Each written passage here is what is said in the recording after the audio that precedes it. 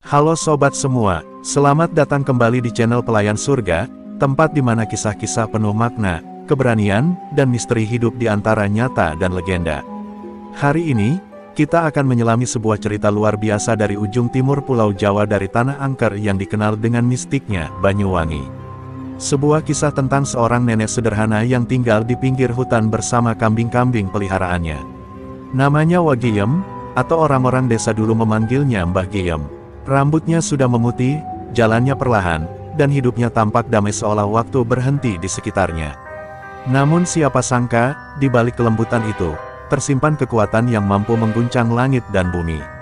Konon, di masa mudanya, Nenek Wagiem adalah murid dari seorang pendekar legendaris Banyuwangi yang menguasai ilmu kanuragan Windu Jagat.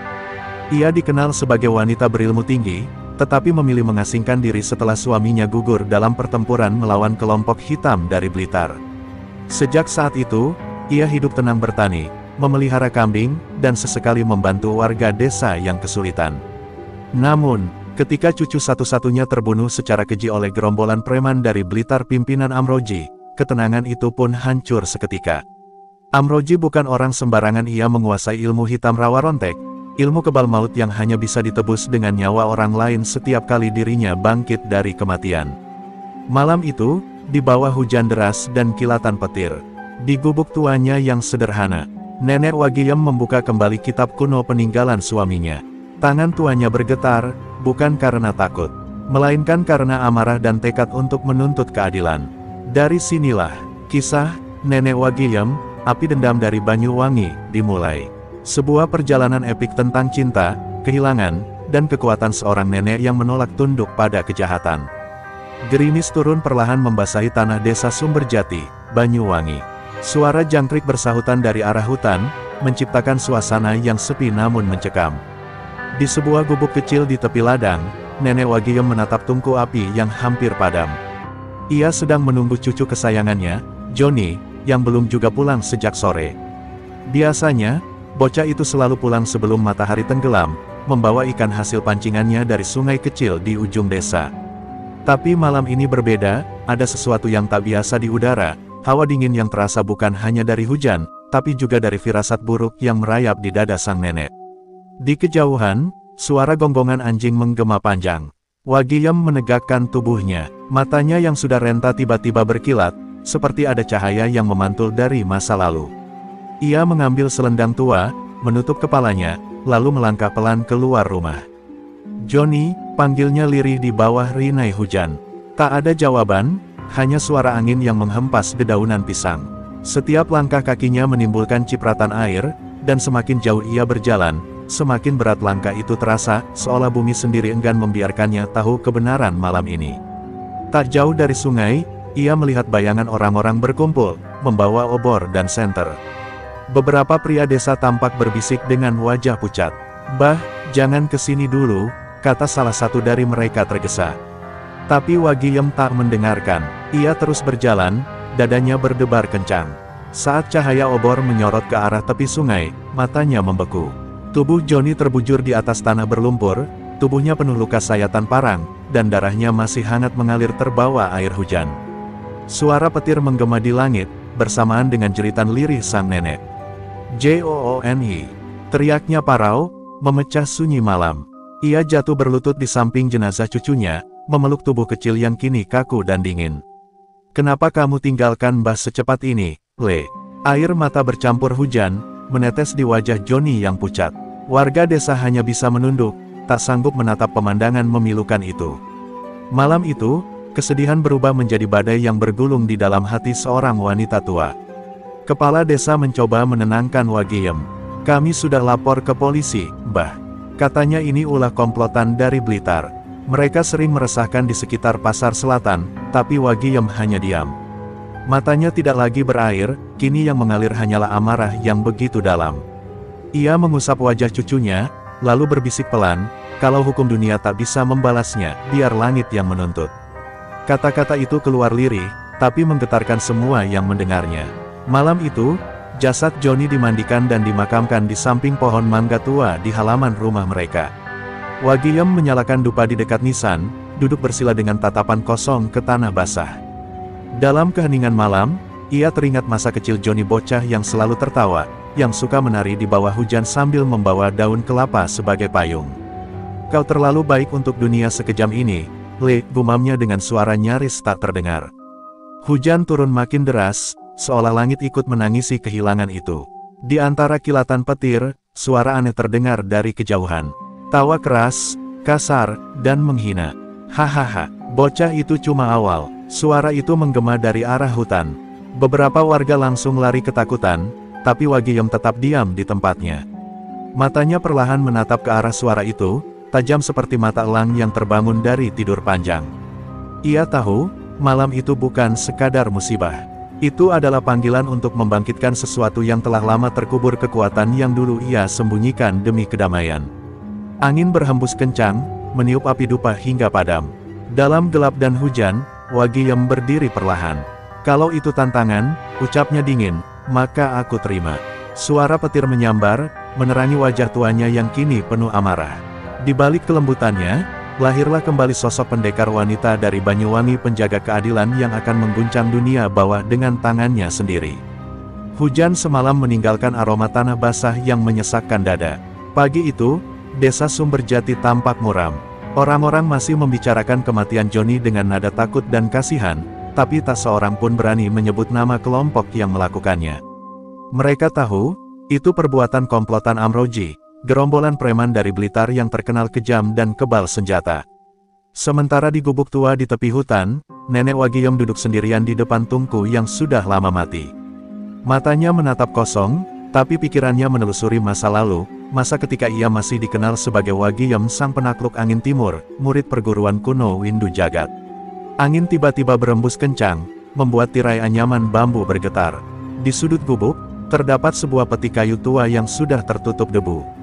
Peti itu tak pernah disentuh sejak puluhan tahun silam, sejak hari kematian suaminya, Mbah Sastro Wirangga, pendekar penjaga timur yang gugur dalam perang melawan para pengamal ilmu hitam. Dengan tangan gemetar, Wagiem membuka kunci peti itu. Terdengar suara engsel berderit, seolah peti itu juga merasakan beban masa lalu yang kembali dibuka. Di dalamnya, tersimpan selendang merah kusam, tongkat bambu hitam, dan kitab kulit harimau bertuliskan aksara kuno Jawa yang nyaris pudar. Ketika tangannya menyentuh kitab itu, hawa dingin langsung berubah menjadi hangat. Lembaran demi lembaran berisi ajian dan mantra kuno terbuka, ilmu tapak sewu bayangan, serat geni langit, dan mantra pengunci rawa rontek. "Jadi, semua masih di sini," bisik Wagiem lirih. Matanya berkaca-kaca, bukan karena takut, tapi karena kesadaran bahwa dirinya akan menempuh jalan yang tak bisa kembali. Malam berikutnya, Wagiem menyalakan dupa di tengah rumah. Asap tipis berputar lembut mengitari dirinya, sementara mantra-mantra kuno mulai terucap dari bibir tuanya. "Sak bejo bejone wong jahat, ise bejo wong sing eling marang Gusti." Suaranya serak, tapi penuh tenaga batin. Ia mulai bertapa, tubuhnya duduk bersila di atas lantai tanah, tanpa makan dan minum. Dari luar, tampak sinar redup memancar dari dalam gubuk, seperti ada api kecil yang menyala dari tubuhnya sendiri. Kambing-kambing peliharaannya mengembik keras, resah melihat hawa gaib yang bangkit. Selama 3 malam berturut-turut, Wagiem tak tidur. Di malam ketiga, ia bermimpi didatangi sosok suaminya, Mbah Sastro Wirangga. Lelaki berjubah putih itu menatapnya dengan senyum lembut. "Lebih besar dari, Giem, jangan biarkan dendam menuntun langkahmu. Tapi jika keadilan tak lagi ditegakkan manusia, biarlah tanganmu menjadi alatnya." Air mata menetes dari mata Wagiem. "Aku janji, Kang, aku tak akan berhenti, sampai nyawa cucuku terbalas." Ketika ia terbangun, dini hari masih gelap. Namun tubuhnya terasa ringan, matanya berkilat seperti bara api. Tongkat bambu hitam kini ia genggam erat di tangan kanan, sementara selendang merah ia lilitkan di pinggang. Di wajahnya tak ada lagi guratan ketakutan, yang tersisa hanya keteguhan seorang pendekar wanita yang siap menantang maut. Di luar, suara langkah kaki asing terdengar mendekat ke gubuknya. 3 orang preman datang membawa golok, menertawakan rumah tua itu. "Ini dia nenek dukun yang katanya sakti," ejek salah satu dari mereka. "Kita habisi saja sebelum dia bikin masalah." Mereka tak tahu, apa yang mereka hadapi bukan sekadar nenek renta.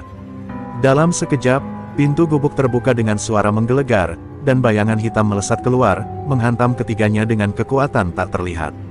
Tubuh mereka terpelanting jauh, menabrak pohon besar. Dari balik kabut subuh, berdirilah Wagiem, tubuhnya tegak, matanya menyala tajam seperti sinar petir. Bilang pada pemimpinmu, ucapnya dingin, katakan, Wagiem sudah bangkit. Angin berhenti berembus seolah alam pun menunduk. Pagi itu, desa Sumberjati kembali bergetar, karena legenda lama yang telah lama tidur kini benar-benar terbangun. Kabar tentang 3 preman yang ditemukan pingsan di tepi hutan menyebar cepat hingga ke telinga Amroji, sang pemimpin preman Blitar yang dikenal bengis dan tak mengenal ampun. Lelaki bertubuh besar dengan tatapan tajam itu sedang duduk di warung kopi dekat perbatasan desa ketika seorang anak buahnya datang melapor. "Bos, 3 orang kita babak belur," katanya, "mereka diserang sama nenek tua." Amroji terdiam sejenak, lalu tertawa keras. "Hahaha, nenek, kalian pikir aku takut sama dongeng kampung?" ujarnya sambil memukul meja hingga cangkir pecah. Tapi di balik tawanya, sorot matanya berubah gelap, rasa penasaran mulai menyelinap di hatinya. Amroji bukan preman biasa, ia adalah pengamal ilmu rawa rontek, sebuah ajian hitam yang membuatnya kebal dari kematian. Konon, setiap kali ia terluka parah atau mati, jiwanya akan kembali dengan menukar nyawa orang lain di sekitarnya. Untuk mendapatkan ilmu itu, ia dulu bertapa di lereng Gunung Kelut, memakan bunga Kamboja dan darah ular selama 7 malam 7 hari. Sejak itu, tak ada yang berani melawannya. Tapi kini, mendengar ada seorang wanita tua yang berani menantang kekuasaannya, hatinya terbakar oleh ego dan amarah. "Kalau benar dia sakti," katanya sambil berdiri, "maka aku sendiri yang akan menghancurkannya."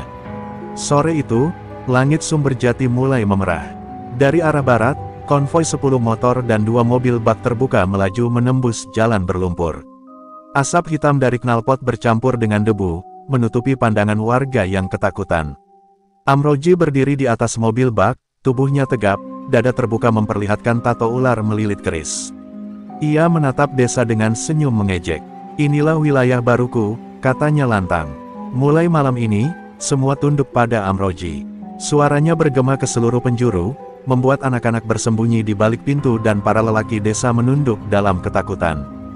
Di gubuk tuanya, Wagiem yang sedang menumbuk ramuan jamu mendengar suara deru motor itu.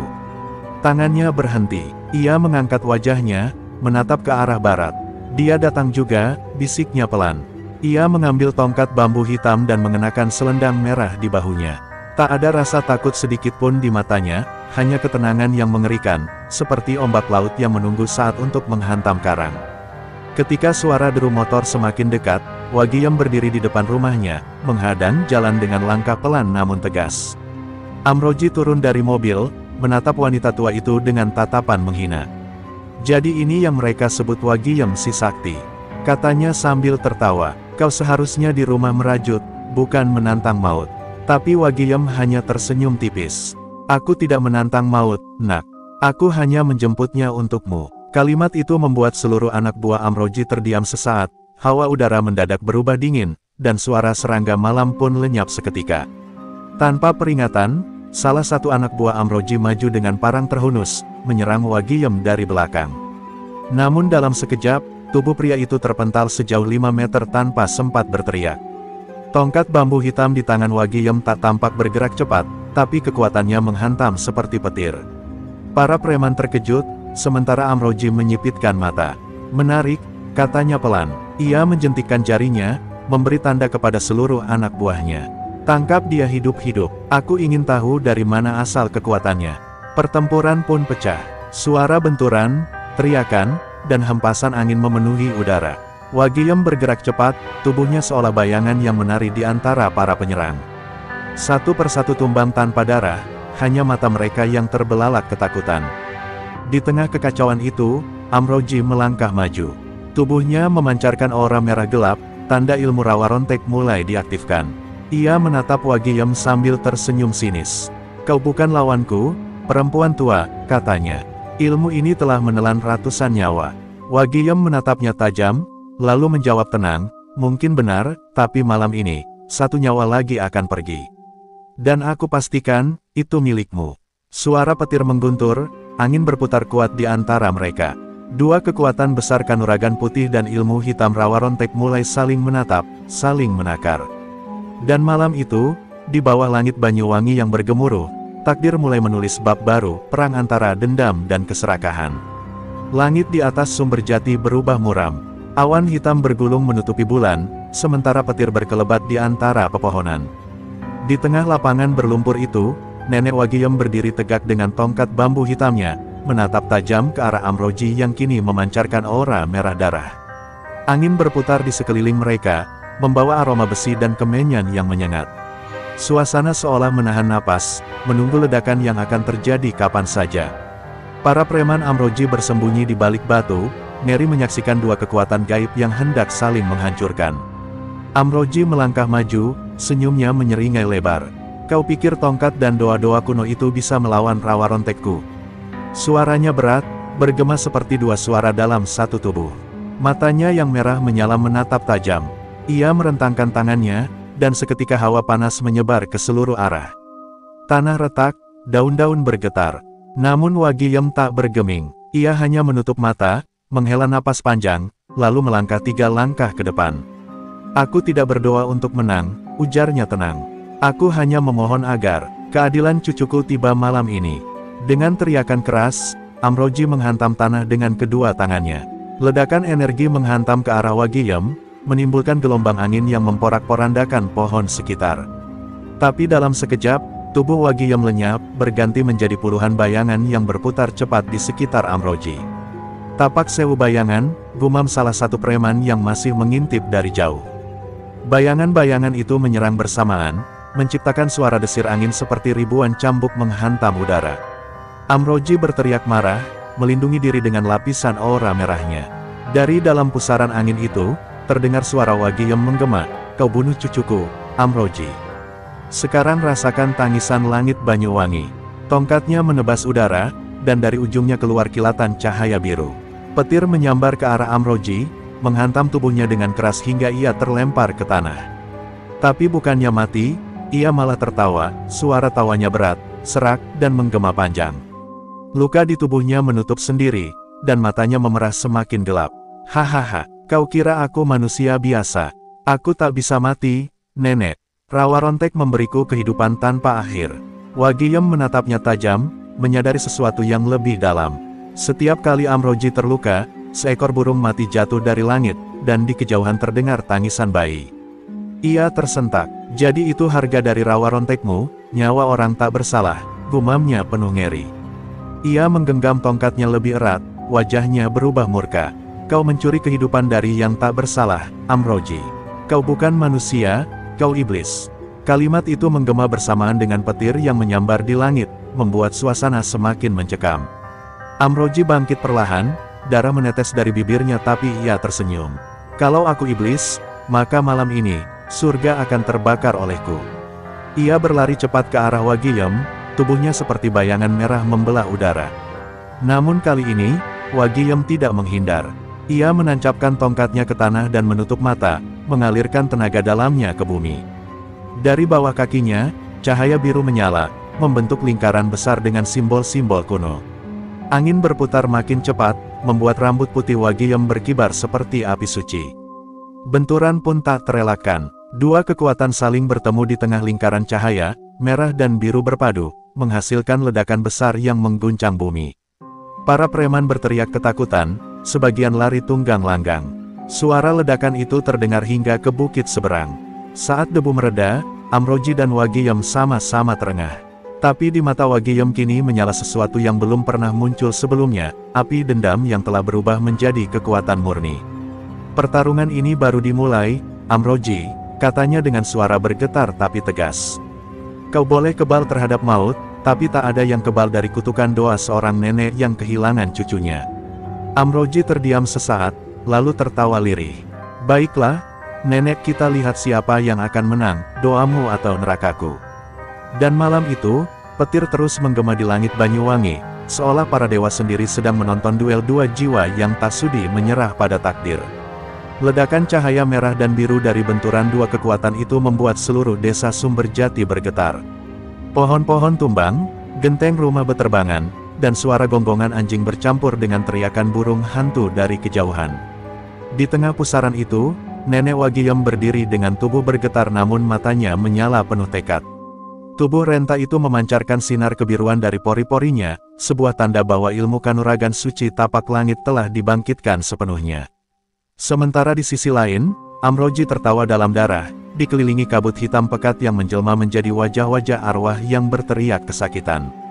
Aku sudah menunggu momen ini, Wagiem, teriak Amroji dengan suara berat yang berlapis dua, antara manusia dan makhluk lain. Kau pikir ilmu kuno itu bisa menandingi kekuatan dari perjanjian neraka?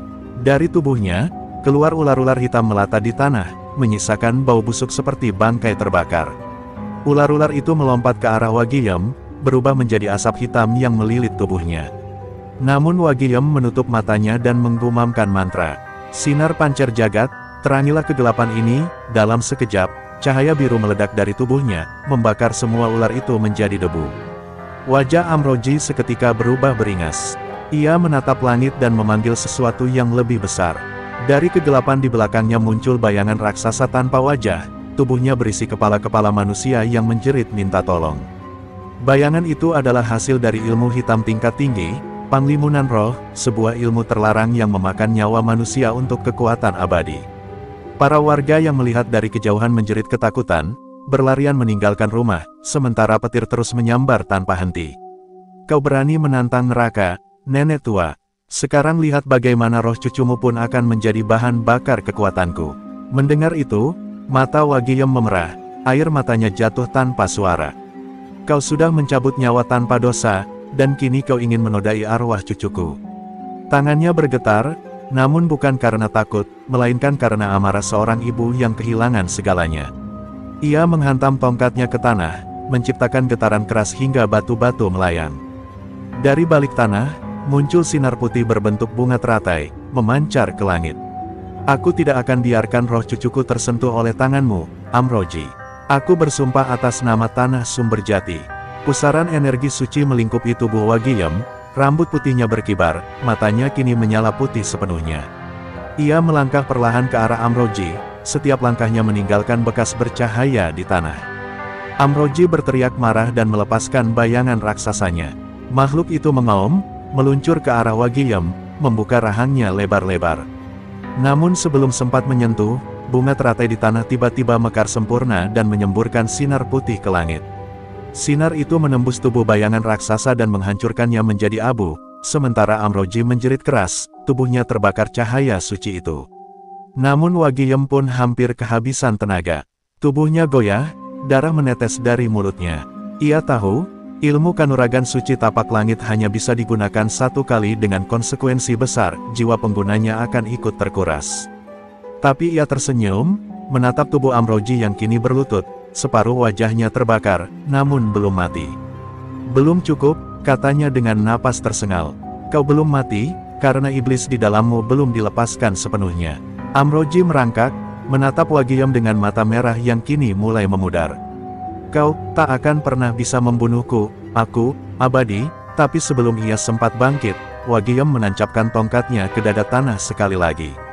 Ia berdoa pelan, suaranya bergetar di antara suara petir, Ya Gusti, jika hidupku harus jadi tumbal untuk menghapus kegelapan ini, maka biarlah begitu adanya. Dalam sekejap, sinar dari tongkatnya menyala, membungkus keduanya, Wagiem dan Amroji, dalam cahaya biru dan merah yang beradu di tengah malam. Ledakan terakhir terdengar seperti dentuman ribuan gong. Desa Sumberjati menjadi terang seketika, lalu kembali gelap total. Hujan turun deras, memadamkan api di mana-mana. Saat pagi tiba, hanya ada satu tongkat bambu hitam yang tertancap di tengah tanah hangus, dan seekor burung gagak yang hinggap di atasnya. Tak ada lagi Wagiem, tak ada lagi Amroji. Hanya angin yang berbisik pelan, membawa aroma kemenyan dan doa yang belum selesai. Pagi setelah ledakan, desa Sumberjati menyimpan keheningan yang tak wajar. Warga berkumpul di balai desa, menghitung korban yang jatuh tanpa sebab yang jelas. Anak ternak mendadak mati, seorang ibu pingsan dan tak pernah bangun lagi, serta satu bocah kecil yang mendadak kehilangan nyawanya di tepi sumur. Masyarakat yang tadinya lega karena tanpa jasad Amroji kini berubah panik, bisik-bisik mengarah pada satu kata yang membuat darah beku, kutukan. Dari mulut-mulut yang gemetar terdengar cerita bahwa setiap kali Amroji bangkit, nyawa tak berdosa melayang sebagai harga untuk kelangsungan ajian hitamnya. Di antara bisik itu, Ada yang membawa kabar lain, seorang pemuda yang selamat dari malam pertempuran melihat sesuatu, ketika Amroji meledak bersama cahaya Wagiyem, dari tubuhnya terlepas sehelai kain hitam kecil yang menghilang ke udara lalu menembus kabut. Tak lama kemudian, sebuah burung terbang jatuh mati di ladang. Pemuda itu menangis ketika menceritakan, karena ia sempat melihat wajah bocah tetangga di mata burung itu.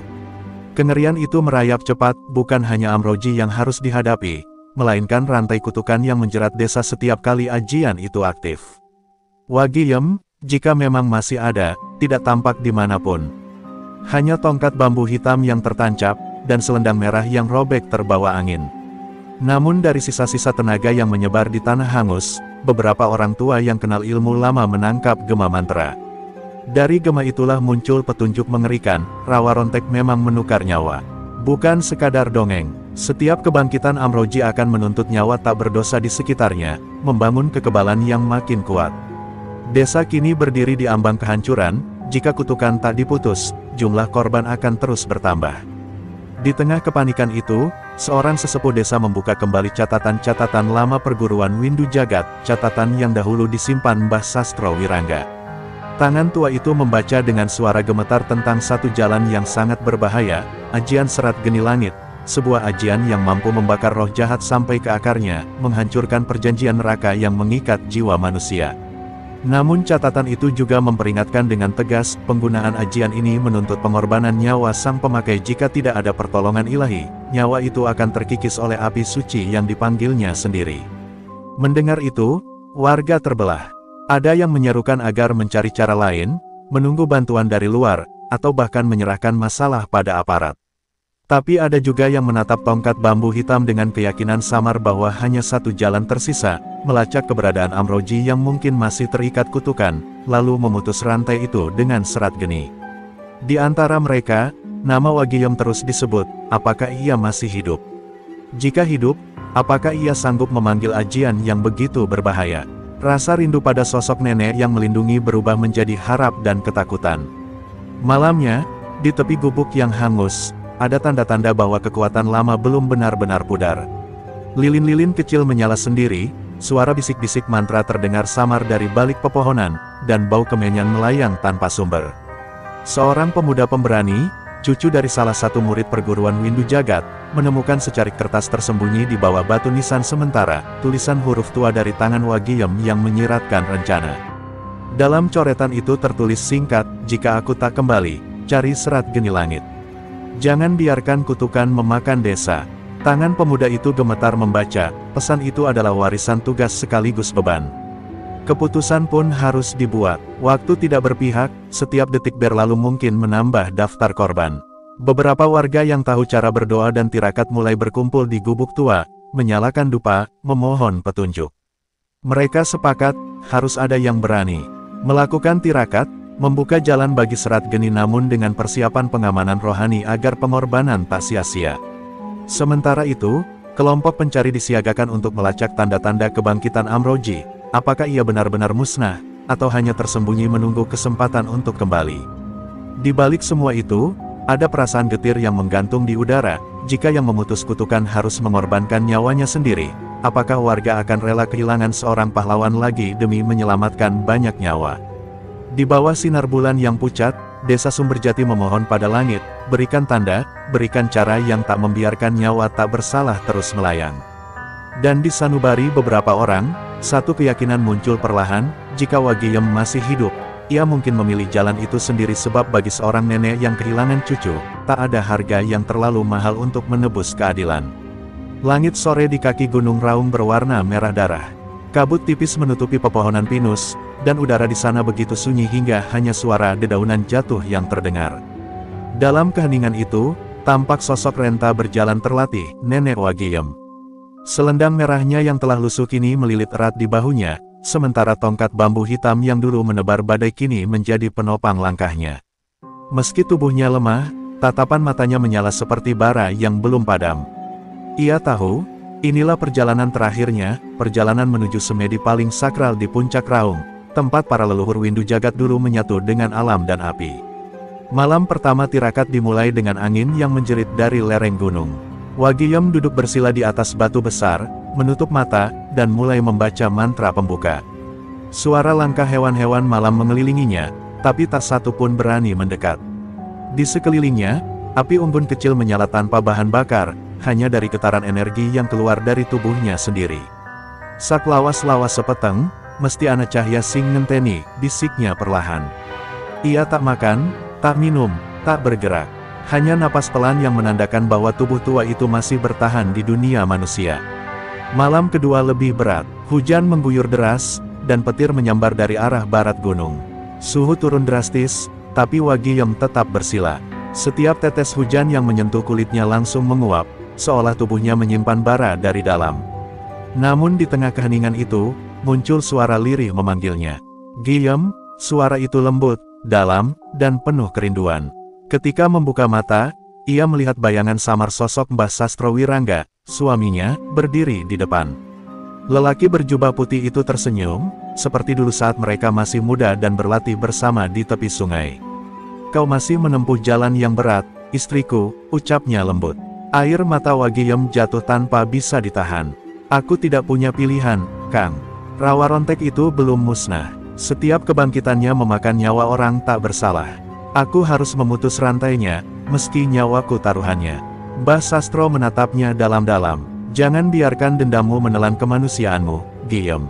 Dendam bisa membakar dunia, tapi cinta dan keadilan bisa menyalakan cahaya di kegelapan." Wagiyem menunduk, menggenggam tongkatnya erat. "Aku tak lagi punya siapa-siapa, Kang. Tapi aku masih punya doa. Dan doa itu, akan jadi api bagi kegelapan itu." Malam ketiga, alam mulai bereaksi. Langit di atas puncak raung berputar, membentuk pusaran cahaya. Burung-burung malam beterbangan panik, dan tanah bergetar lembut. Tubuh Wagiyem kini memancarkan sinar biru muda, tanda bahwa ajian serat geni langit mulai sempurna. Ia melafalkan mantra terakhir dengan suara serak. "Lebih besar dari, sangkan paraning dumadi, geni saka rasa, rasa saka cahya, geni iki ora kanggo ngerusak, nanging kanggo ngresiki jagat saka pepeteng." Seketika, dari dalam tubuhnya, muncul cahaya yang menembus langit. Petir menyambar puncak raung, menciptakan semburat api berbentuk teratai di udara. Setelah cahaya itu mereda, Wagiyem jatuh tersungkur. Tubuhnya lemah, tapi matanya terbuka, bercahaya bening, tanpa rasa takut. Ia tahu, tirakatnya berhasil. Suara-suara dari dimensi lain terdiam, roh-roh yang terikat pada rawa rontek kini mulai tercerai-berai. Namun, di tengah kedamaian itu, Wagiyem merasakan sesuatu yang janggal, seberkas bayangan hitam berputar di udara sebelum lenyap ke arah barat. Ia mengerutkan kening. "Belum selesai," bisiknya lirih. "Masih ada yang menunggu di bawah sana." Pagi hari tiba, langit Gunung Raung tampak bening seperti kaca. Nenek Wagiyem berdiri di tepi jurang, tubuhnya gemetar, tapi wajahnya bersinar penuh ketenangan. Ia menatap lembah sumber jati yang jauh di bawah sana. "Aku akan turun," ucapnya pelan. "Kutukan ini harus berhenti. Aku harus menutup lingkaran yang tersisa." Dengan langkah pelan namun pasti, ia mulai menuruni gunung. Setiap langkahnya meninggalkan jejak bercahaya di batu basah, seolah gunung sendiri merestui langkah sang pendekar tua. Saat matahari muncul di ufuk timur, siluet nenek Wagiyem tampak kecil di antara kabut pagi. Ia bukan lagi sekadar nenek yang memelihara kambing di tepi hutan, melainkan penjaga terakhir keseimbangan antara terang dan gelap. Meski tubuhnya nyaris habis, hatinya kini sebening embun pagi siap menghadapi takdir terakhir yang menantinya di bawah sana. Langit malam di desa Sumberjati tampak berbeda malam itu. Angin berhenti berembus, dan bintang-bintang seakan bersembunyi di balik awan hitam. Di tengah lapangan desa yang luas, Amroji berdiri tegak, tubuhnya kini bukan lagi manusia. Dari kulitnya menjalar urat hitam membara, matanya merah menyala, dan setiap napasnya menebarkan asap panas seperti bara neraka. Di tangannya menggenggam keris pusaka rawa rontek yang berdenyut hidup, seolah menuntut darah baru. "Datanglah, Wagiyem," teriaknya lantang. "Ayo kita akhiri semua ini. Hanya satu di antara kita yang pantas hidup di bumi ini." Dari arah barat, langkah pelan terdengar. Kabut bergerak, dedaunan menyingkir. Nenek Wagiyem muncul perlahan, tubuhnya dibalut selendang merah yang kini bercahaya lembut. Meski wajahnya tampak letih dan keriput, matanya memancarkan sinar biru yang menembus kegelapan. Tongkat bambu hitam di tangannya bergetar, memancarkan semburat api kecil di ujungnya. Warga yang mengintip dari balik rumah menahan napas. Mereka tahu, malam itu bukan lagi sekadar pertarungan manusia, tapi pertempuran antara cahaya dan kegelapan, antara doa dan kutukan. Amroji, suara Wagiyem lirih, tapi menggema ke seluruh penjuru lapangan. Berhentilah, kau telah menelan banyak nyawa. Rantai rawa rontek ini sudah cukup lama menodai bumi. Biarkan aku mengembalikan semuanya pada cahaya asalnya. Amroji tertawa keras, suaranya seperti gemuruh dari dalam gua. Cahaya, semua itu omong kosong. Dunia ini milik mereka yang kuat. Dan kekuatan sejati datang dari kegelapan. Tubuhnya tiba-tiba meledak menjadi kabut hitam, berubah menjadi puluhan bayangan yang berputar mengelilingi Wagiyem. Setiap bayangan menyerang dari arah berbeda, mengeluarkan suara teriakan arwah-arwah korban yang dikorbankannya. Wagiyem menutup matanya, menenangkan napas. Dari tubuhnya memancar lingkaran cahaya biru muda, menangkis semua serangan itu. Setiap pukulan yang ia lepaskan meninggalkan jejak api biru yang menembus kabut, membakar bayangan satu persatu hingga berubah menjadi abu. Namun Amroji semakin beringas. Dari kegelapan, muncul wujudnya kembali. Kali ini lebih besar dan lebih buas. Kau pikir doa bisa melawan kutukan abadi? Ia melompat tinggi, menghunus keris rawa rontek ke arah Wagiyem. Benturan pertama menciptakan gelombang kejut yang membuat tanah pecah. Api biru dan asap hitam saling bertubrukan, membentuk pusaran energi di tengah lapangan. Warga desa berteriak dari kejauhan, beberapa jatuh bersujud memohon keselamatan. Di tengah pertarungan itu, Wagiyem hampir terhempas, namun ia bertahan. Kau memang abadi, Amroji, katanya sambil terengah. Tapi abadi bukan berarti tak bisa dihapus. Semua yang lahir dari kegelapan akan kembali pada kegelapan itu sendiri. Ia menancapkan tongkatnya ke tanah. Petir menyambar dari langit tanpa jeda, menghantam tongkat itu dan memancarkan sinar putih yang menyilaukan. Api biru dari tubuh Wagiyem menjalar ke tanah, menciptakan lingkaran cahaya suci yang menelan Amroji. Wajah Amroji memuntir ketakutan, tubuhnya mulai terurai menjadi asap. Tidak, aku abadi, rawa rontek tak bisa dimusnahkan, teriaknya histeris. Namun suara itu lenyap ditelan ledakan cahaya maha terang yang menyelimuti keduanya. Sesaat, dunia menjadi hening. Tak ada angin, tak ada suara. Hanya kilatan cahaya di langit yang perlahan meredup. Lalu, jeritan terakhir menggema, disusul oleh dentuman lembut seperti doa yang dijawab langit. Setelah itu, hujan turun deras membasuh tanah yang gosong, memadamkan bara api yang tersisa. Bau kemenyan samar tercium di udara, tanda bahwa roh suci sedang naik ke alamnya. Ketika pagi menjelang, warga keluar dari persembunyian.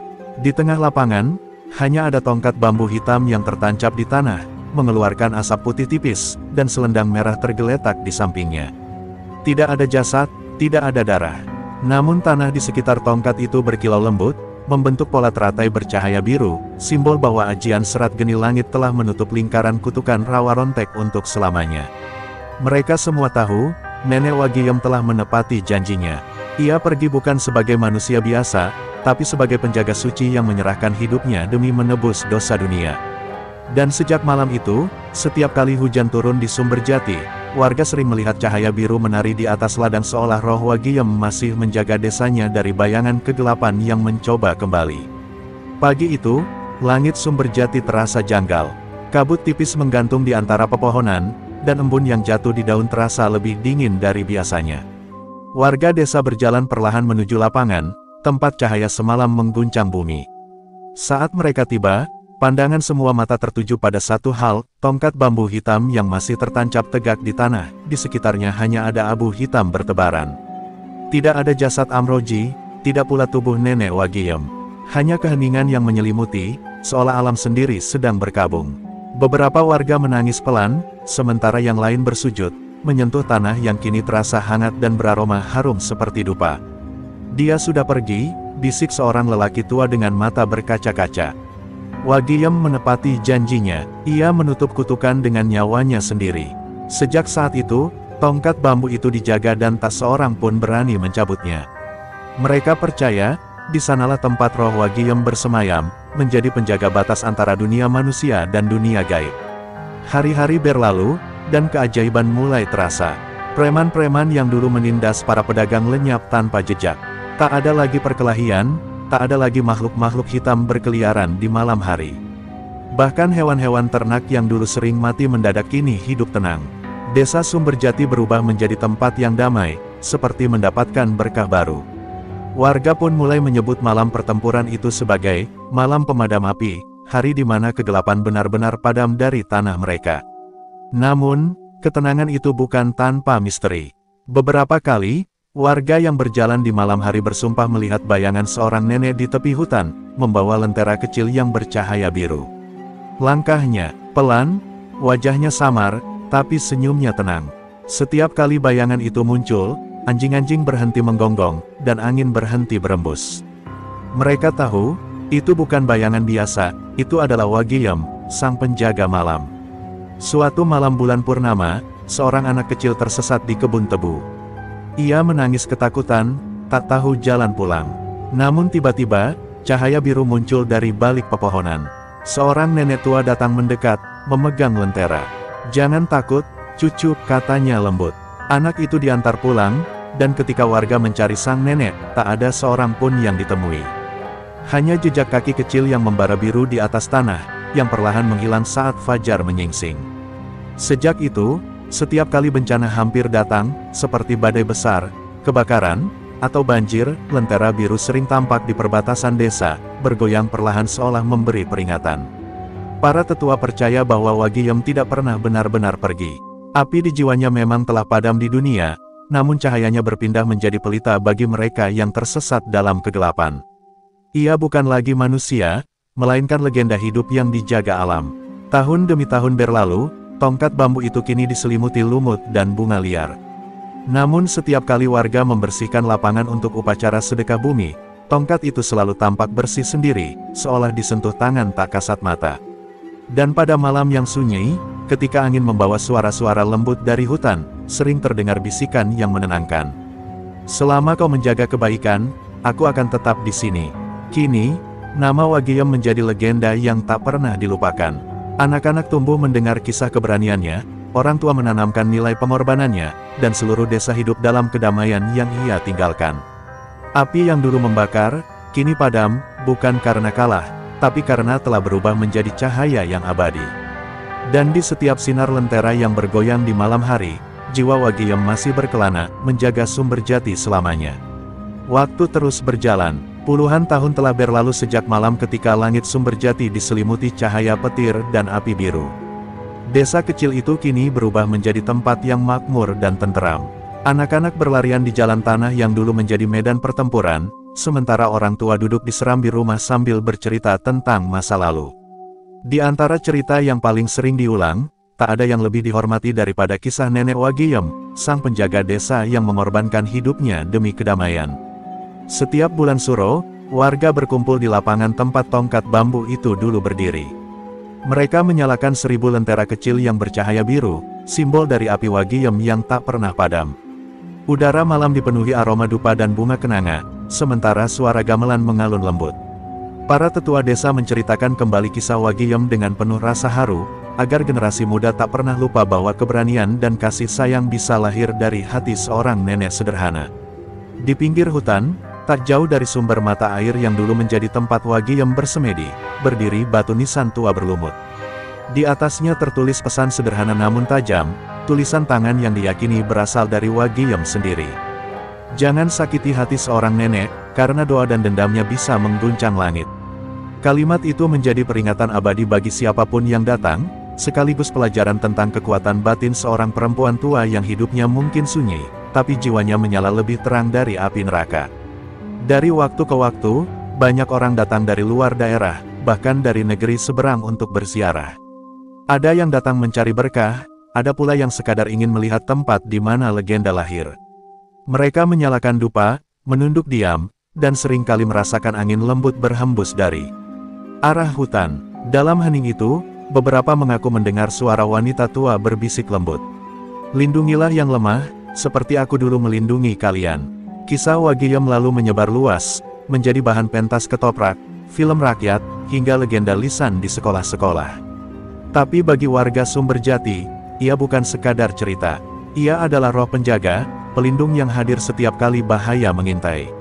Kadang, di malam hujan, warga masih melihat lentera biru melintas di pematang sawah, menandakan bahwa sang penjaga belum benar-benar pergi, ia hanya berpindah wujud menjadi cahaya. Anak-anak yang lahir di sumber jati diajarkan untuk menyebut nama Wagiem dengan hormat. Kalau kau melihat cahaya biru di malam hari, kata orang tua kepada anaknya, jangan takut. Itu tandanya nenek Wagiem sedang lewat, memastikan semua aman.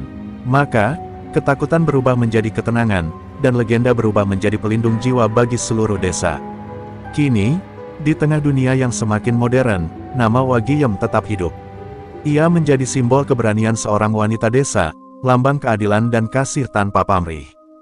Di mata rakyat kecil, Wagiem bukan hanya tokoh masa lalu, ia adalah cahaya yang menuntun hati, bahwa keikhlasan dan cinta bisa menundukkan kekuatan paling gelap sekalipun.